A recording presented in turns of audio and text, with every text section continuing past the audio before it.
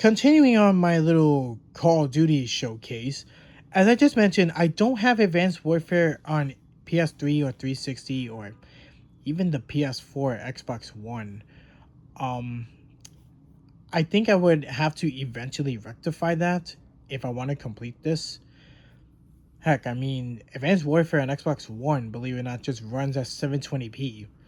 Whereas in I believe the 360 version is at 1080, even though it's well at the time last gen, whereas in the PS4 and Xbox One is new. So until I could rectify that, I'm just gonna skip 2014 and just go with 2015, which I know it's a little consistent, but bear with me here.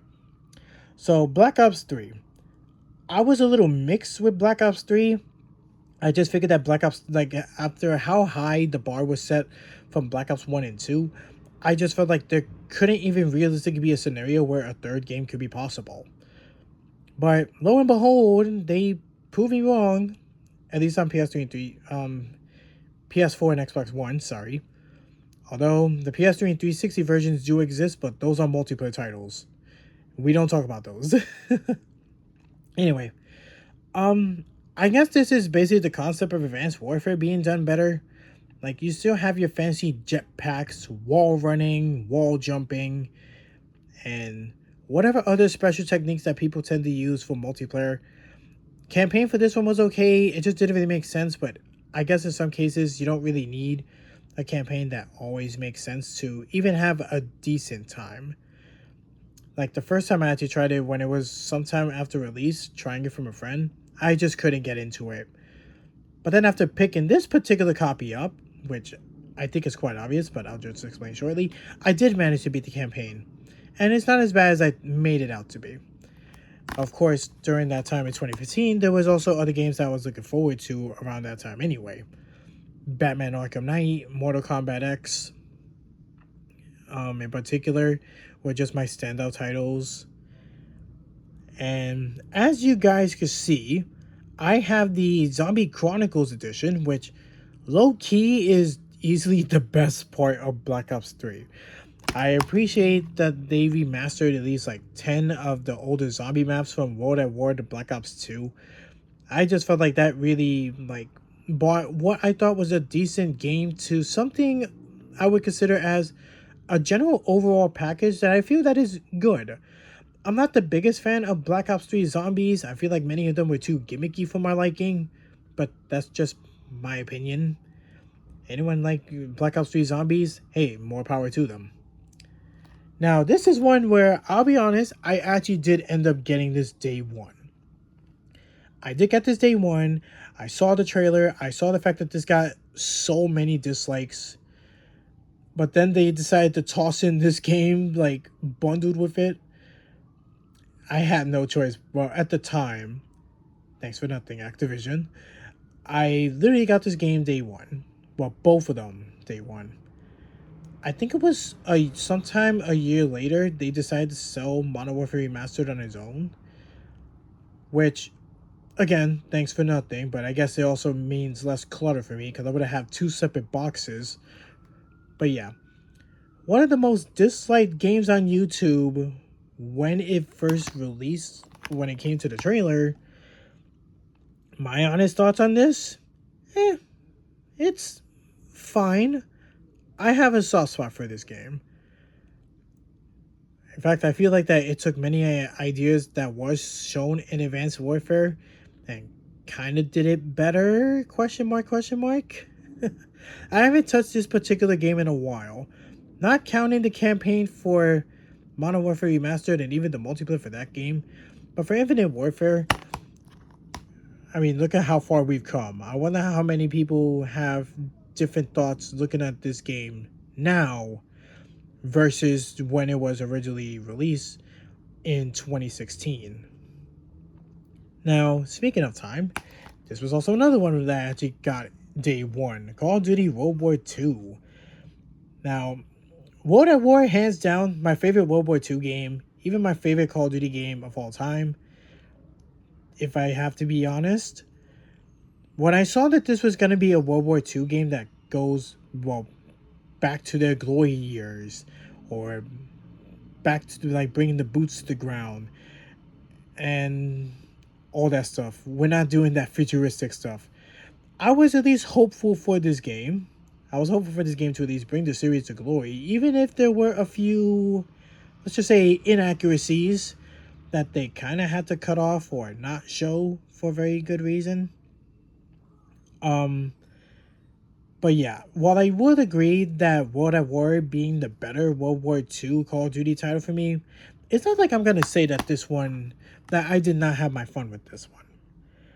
This one I actually do think for a next gen World War II shooter, this is fun. I'm gonna be honest. I do like how some of the characters in this game are fleshed out throughout the campaign, even if it is just a one-time thing.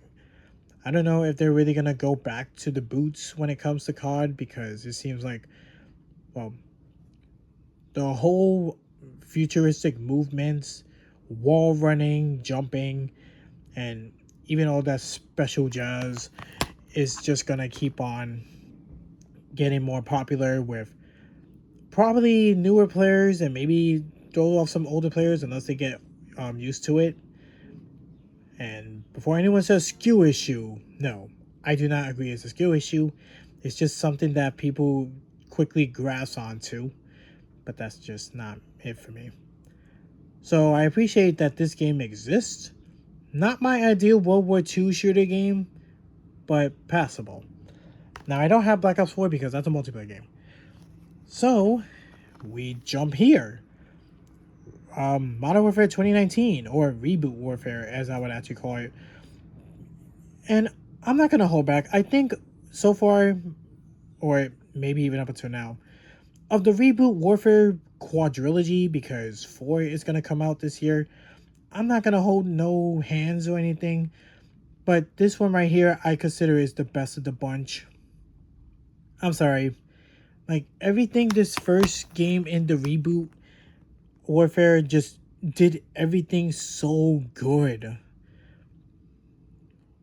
Like, what can I say that hasn't been said about this one? I do have Reboot Warfare 2 on Steam, which I am trying to beat, but I'm having my fair share of issues. I don't know if the game is a case where you have to be online always to play the campaign, because every time when I try to play Reboot Warfare 2, I always get kicked out somehow.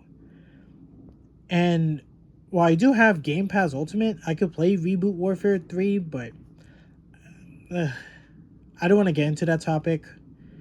But anyone who is curious to know my thoughts, just let me know in the comments. But yes, Modern Warfare 2019, easily the best of the three. And then the final Call of Duty game that I actually went out of my way to, well, not necessarily get. This one I actually got as a birthday gift.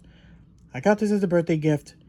If anything, this is actually my final Call of Duty game that I actually remotely even got hyped for.